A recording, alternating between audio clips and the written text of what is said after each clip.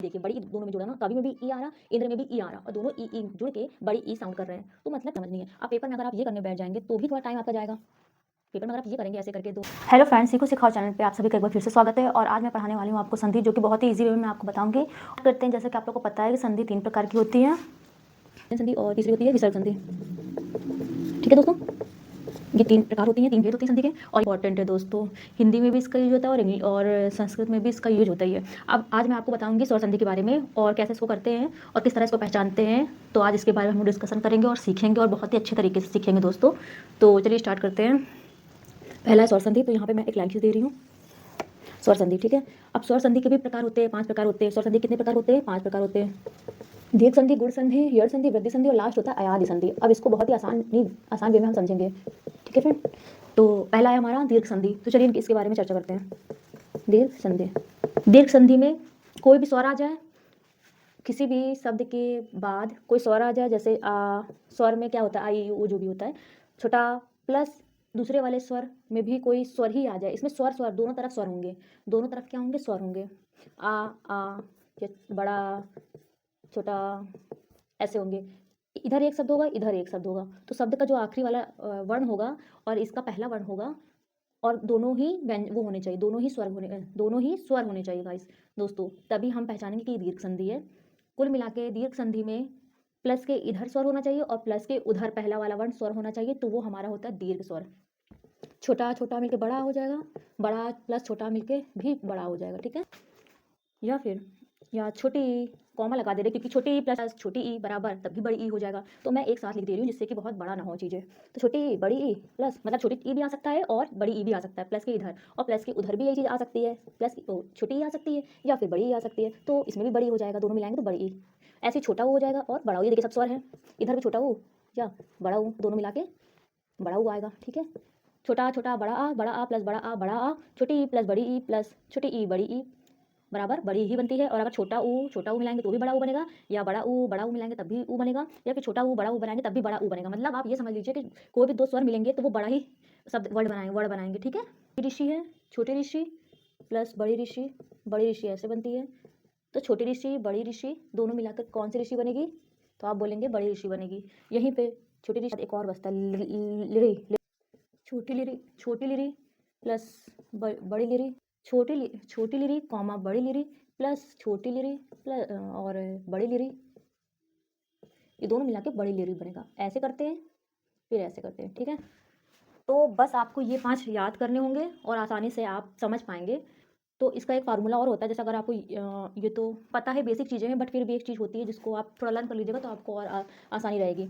जैसे दीर्घ संधि आपने डाली हेडिंग और इसका छोटा सा फार्मूला है। फार्मूला क्या बनेगा, इसका सूत्र क्या बनेगा, इसका आप उसको याद करिए। यहाँ पे क्या होगा, ये आ ई उ ऋषि और रे कितने हो गए? 1 2, जिससे कि थोड़ा पढ़ें बट ऐसा पढ़े दोस्तों कि समझ में आ जाए, तो मैं आपको वही पढ़ाऊंगी। तो दीर्घ संधि में देखिए, मैंने बताया कि दीर्घ संधि क्योंकि ये स्वर संधि होती है तो इसमें स्वर आएंगे, दोनों तरफ स्वर आएंगे। एक तो आपको एक ट्रिक से आप ये जानेंगे कि दोनों तरफ क्या आएंगे, दोनों तरफ स्वर आएंगे। और इसका एक फार्मूला होता है दोस्तों, अप्रत्याहार। अब आप लोग को अगर अप्रत्याहार नहीं पता तो कमेंट में लिख दीजिएगा कि अप्रत्याहार क्या है, तो मैं आपको बता दूंगी, तो आप लोग इजीली इसको भी समझ लेंगे। लेकिन बता दीजिएगा, जिसको नहीं आ रहा तो फिर मैं एक वीडियो इस पर भी बना दूंगी, प्रत्याहार के ऊपर भी। तो अप्रत्याहार में क्या होता है, अप्रत्याहार में कौन कौन से प्रत्याहार आते हैं? तो आ ई उ री ली कौन कौन से होते हैं अप्रत्याहार में? अक में आते हैं आ ई उ री, आ ई उ री, ये होते हैं अप्रत्याहार। अप्रत्याहार में आने वाले ये होते हैं वर्ण। ठीक है, 5 वर्ण होते हैं। ठीक है, तो अप्रत्याहार के बाद समान वर्ण आता है, समान वर्ण आता है। बस जब भी कहीं अप्रत्याहार के बाद समान वर्ण आए तो हम समझ जाएंगे कि वो दीर्घ संधि है। ओके दोस्तों, दीर्घ संधि क्या होती है? अप्रत्याहार और इधर मतलब अप्रत्याहार आएगा और इधर समान वर्ण आएगा, तो हम समझ जाएंगे कि वो दीर्घ संधि होती है। और अप्रत्याहार में कौन कौन से वर्ण होते हैं? तो वो होता है आ ई ओ रे ले, तो ये होते हैं हमारे अप्रत्याहार। अक में इतने वर्ण आते हैं और उसी के जस्ट बाद समान वर्ण आएंगे। समान वर्ण का मतलब यही सारे वर्ण आएंगे, या फिर ये आएगा या फिर ये आएगा या फिर ये आएगा या फिर ये। जैसे आ आया तो उधर भी आ आएगा, ई आया तो उधर भी ई आएगा, ऊ आया तो उधर भी ऊ आएगा, ऋषि आया तो उधर भी ऋषि आएगा, लिरी आया तो उधर भी लिरी आएगा। एक एग्जाम्पल मैं आपको बताती हूँ दोस्तों, जैसे सबसे ज़्यादा पूछा जाने वाला जैसे विद्यालय, विद्यालय। अब विद्यालय को समझते हैं। अब विद्यालय का अगर हम संधि विच्छेद करेंगे, संधि विच्छेद का मतलब होता है विच्छेद माने अलग करना। और देखिए संधि विच्छेद का अगर हम करेंगे विद्यालय का, तो कुछ नहीं करना हमें, ऐसे कर लेते हैं सबसे पहले। अब देखिएगा ये हो गया विद्या और ये हो गया आलय प्लस आलय। अब देखिए पेपर में ऐसे ही आता है, या फिर विद्यालय में पूछेगा कौन सी संधि है, या फिर पेपर में आपसे पूछ सकता है कि विद्या प्लस आलय में कौन सी संधि है। तो हम कैसे पहचानेंगे, मैंने क्या बताया आपको, अब प्रत्याहार इधर आएगा और प्लस समान वर्ण आएगा। अब देखिए विद्या क्या आ रहा है यहाँ पे, आर, आर, और इसी का देखिए ये पहले ये वाला वर्ण बड़ा आ, समान वर्ण आ गया, आ प्रत्याहार आ गया आ, और समान वर्ण आ गया उसी के, तो आ मिलके क्या बन गया, बड़ा आ बन गया। तो हम समझ जाएंगे कि यहाँ पे विद्यालय में ये दीर्घ संधि है, क्योंकि यहाँ भी आया यहाँ भी आया और दोनों आ मिलके बड़ा बन गए। तो विद्या आलय आ, तो हमें ऐसे समझना है, ये लाइन समझनी है। अब पेपर में अगर आप ये करने बैठ जाएंगे तो भी थोड़ा टाइम आपका जाएगा। पेपर में अगर आप ये करेंगे ऐसे करके दो भाग करेंगे, प्लस प्लस करेंगे, आ लिखेंगे, टाइम जाएगा। तो हमें ये नहीं करना, हमें इससे बचना है। उससे बचने के लिए आपको कुछ नहीं करना, आप यहाँ देखिए, ये यहाँ देखिए पहले कि ये विद्या है, ये लय है, विद्यालय, विद्यालय सभी कर लेते हैं विद्या, लेकिन विद्या के बीच में देखिए है क्या, ये बड़ा की मात्रा है ना। तो समझिए अगर बड़ा की मात्रा यहाँ है तो विद्या, और ये आलय होता है, यहाँ भी आलय आ रहा है ना, यहाँ आलय, यहाँ आलय, विद्या से आ इसको भी जोड़ रहा, आ इसको भी जोड़ रहा। तो समझिए कि दोनों तरफ आ जोड़ रहा है। जब दोनों तरफ आ जोड़ रहा है तो वो हमारा दीर्घ संधि, दोनों तरफ अगर ये जोड़ रहा तो वो होता है हमारा दीर्घ संधि। बस दोस्तों। और तो कविंद्र का मैंने नीचे बताया था, जो कि कैमरे पे आया नहीं, रिकॉर्ड नहीं हुआ, तो इसलिए मुझे फिर से बताना पड़ रहा। तो आइए देखिए, एक नज़र डालिए कविंद्र का, यहाँ देखिए कविंद्र, कविंद्रा, संस्कृत के अकॉर्डिंग मैं पढ़ा रही हूँ, ठीक है दोस्तों। कविंद्रा हो गया। कविंद्रा को अगर हम संधि विच्छेद करेंगे तो कवि हो जाएगा, छोटी वी, वाह में छोटी की मात्रा, और इधर क्या हो जाएगा, इंद्र हो जाएगा। अब ये देखिए छोटी ई और छोटी ई प्लस छोटी ई बराबर बड़ी ई हो जाएगा। ये मैंने बताया ही था आपको कि बड़ी ई देखिए समान वर्ण दोनों मिलके, और इसका एक फार्मूला होता है। अगर आप ऐसे नहीं याद कर सकते तो आप इसका फार्मूला याद कर लीजिए, तो उससे भी आपको आसानी होगी इसको समझने में।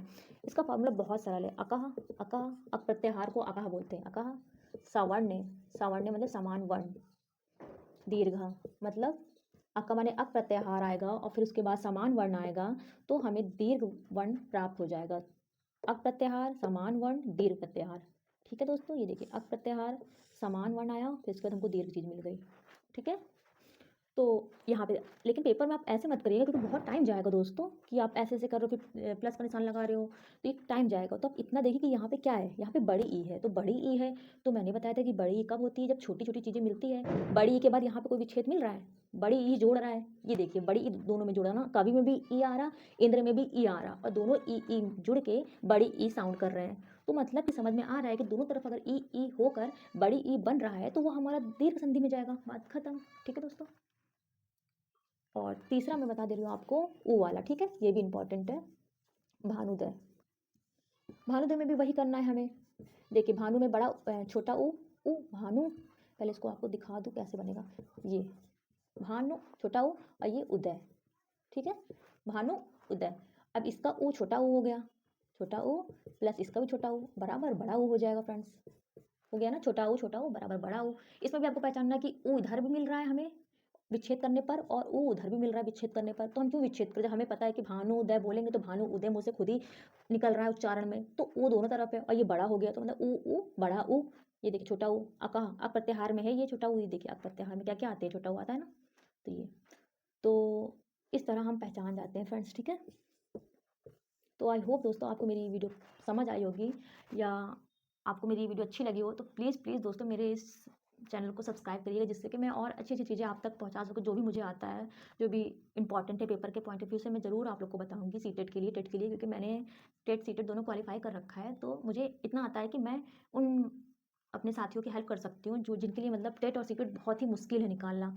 तो बस मैं उन्हीं के लिए ये कर रही हूँ। तो प्लीज़ चैनल को लाइक करना, सब्सक्राइब करिएगा, और बेस्ट ऑफ लक।